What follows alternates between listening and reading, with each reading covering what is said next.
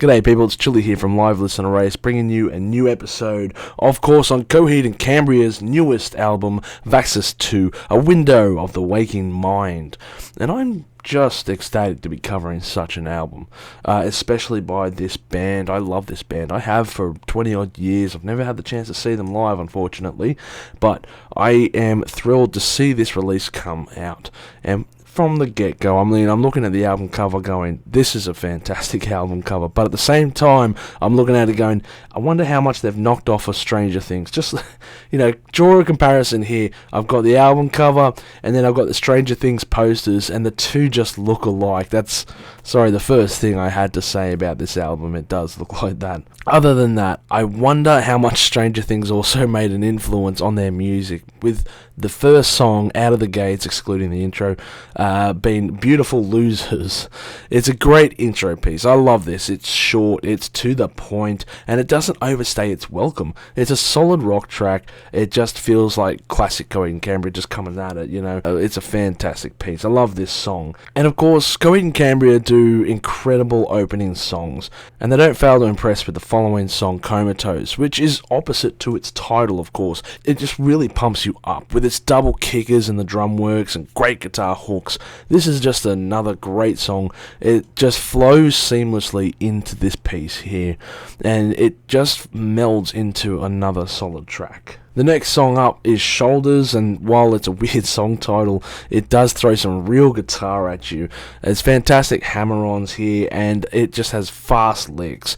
Just blink and you'll miss it, or otherwise not hear it, and it's just got this fantastically heavy riff, and it just is a call for arms almost, It's a fantastic piece from start to finish.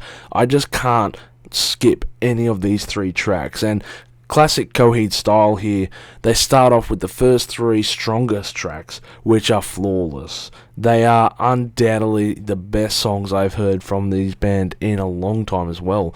I love these first three tracks, I've got to say that up front. There are of course a few other great tracks with, for example, The Liars Club, which builds to a frantic chorus, which pays off, especially after the intro just starts off slow, building, and then it just skips into its faster pace. It's a great piece. I love this track. Another couple of tracks I found fantastic were A Disappearing Act and Love Murder 1.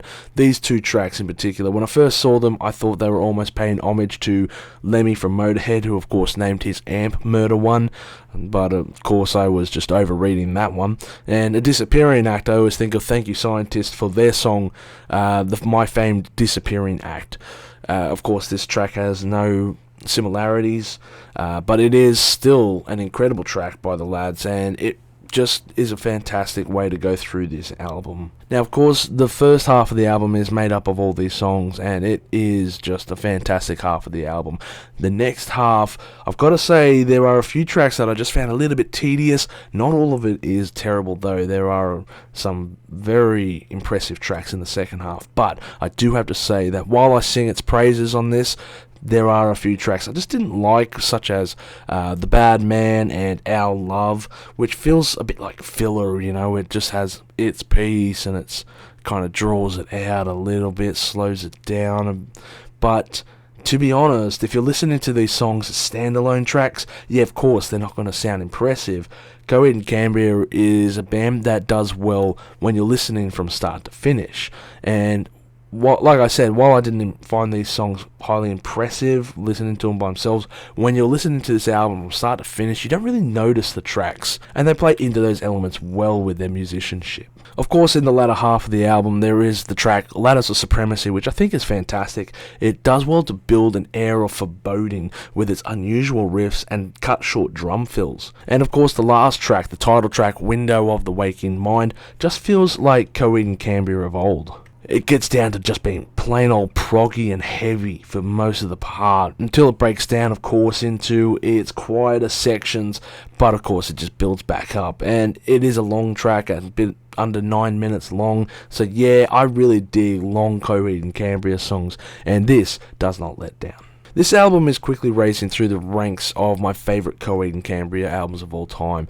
To coincide with this episode's release, I have also done another episode of Coheed Cambria albums ranked from worst to best. So after you check out this review, make sure to check out that video for how I rank this album along with all the rest of the other albums they have released. Now, Coheed Cambria fans will know of the Armory Wars and how they integrate that into their music. But for those outside the know, basically the guitarist Claudio, he does a comic book series called the Armory Wars, and most of the albums they tie into the comic book series musically with all the elements and stuff like that. I guess you could call it like a space rock opera prog metal band or something, whatever you want to call it. But yeah, they tie a lot of their albums to the Armory Wars, that it's called. Of course, it is no different. This is the second chapter of a 5-part series within the Armory Wars, which is a greater universe, of course. You can check out all of their comic books now.